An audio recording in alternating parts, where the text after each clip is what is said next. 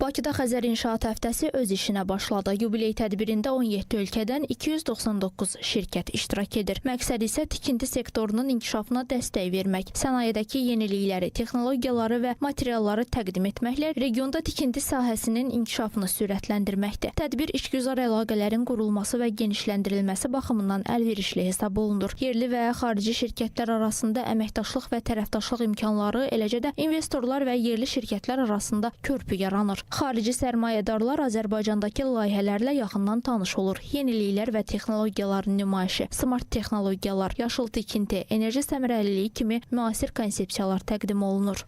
Artıq 5-ci ildir ki, İqtisadi Zonaların İnkişaf Agentliyi olaraq Rebuild Qarabağ sərgisində öz stendimizlə təmsil olunuruq. İşğaldan azad edilmiş ərazilərin bərpasında ilk vaxtlardan etibarən yaxından iştirak edirik. Həm Ağdam, həm də ki, Araz Vadisi İqtisadi Zonası sənaye parklarında yeni sahibkarlıq subyektləri rezident kimi qeydiyyatdan keçib. Belə ki, Araz Vadisi İqtisadi Zonası sənaye parkının qeydiyyata alınan yeni rezidenti tərəfindən sənaye parkının 2,5 hektar ərazisində soyutma avadanlıqlarının istehsal layihəsi həyata keçiriləcək. Qeyd edək ki, Xəzər İnşaat həftəsi 30 il ərzində 58 ölkədən 6500-dən çox şirkəti, eləcə də 200 mindən artıq peşəkar ziyarətçini bir araya gətirib. Xəzər İnşaat həftəsinə daxil olan və tədbirlərindən biri kimi Rebuild Qarabağ sərgimiz keçirilir.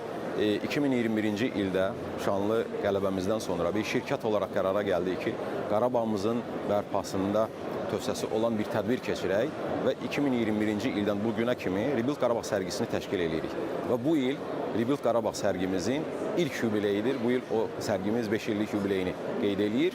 İştirakçı ölkələrə Azərbaycanla yanaşı Almaniya, Belarus, Birləşmiş Ərəb Əmirlikləri, Bolqarıstan, Böyük Britaniya, İsrail, İran, İtaliya, Qazaxıstan, Çin, Rusiya, Rumıniya, Türkiyə, Özbəkistan, Çexiya, Cənubi Koreya daxildir. Almaniya, İtaliya, Özbəkistan və Türkiyə sərgidə milli pavilyonlarla təmsil olunur. Türkiye'den katılıyoruz. Fabrikamız Diyarbakır'da. Merkezimiz İstanbul'da. İskele üretiyoruz. Flanşlı iskele, kalıp altı iskele, kalıp yapıyoruz. Maksadımız kardeş ülkenin piyasasında biz de var olalım. Azerbaycan'daki bütün inşaat firmaları hızlı bir şekilde ürünlerini bizden tedarik edebilirler. Depomuzda malzemelerimiz bulunuyor. Мы являемся уполномоченным торговым оператором. Biz Belarus Respublikasının Meşə Təsərrüfatı Nazirliyinin səlahiyyətli ticarət operatoruyuq.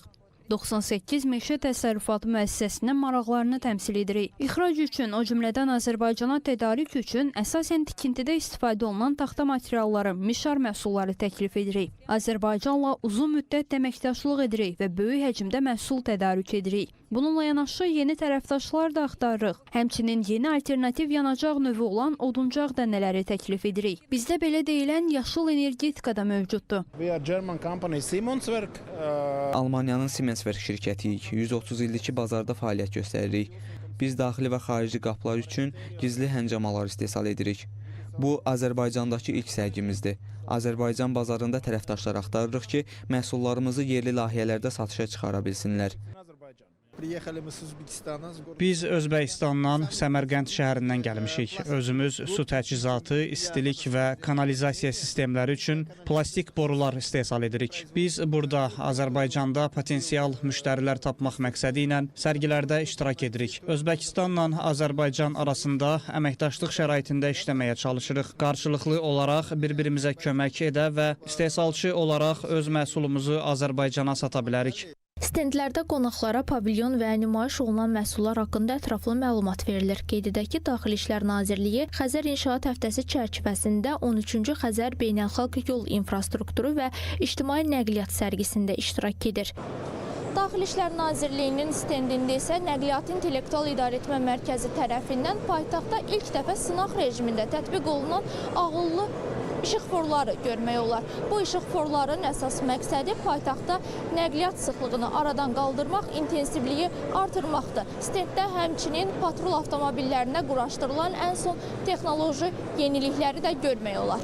Stenddə paytaxtın 152 kəsişməsində mərkəz tərəfindən idarə olunan işıqfor kontrollerinin proqram təminatı, işıqforların vaxt planlarının hazırlanması və tətbiqi, simulyasiya proqram təminatı, eləcə də qanunsuz parklama kameralarına dair elektron qərarların tərtibi kimi 4 əsas istiqamət barədə məlumat əldə etmək mümkündür. Sonda onu da qeyd edək ki, dövlət strukturları nümayəndələrinin iştirakı ilə baş tutan tədbir 3 gün davam edəcək.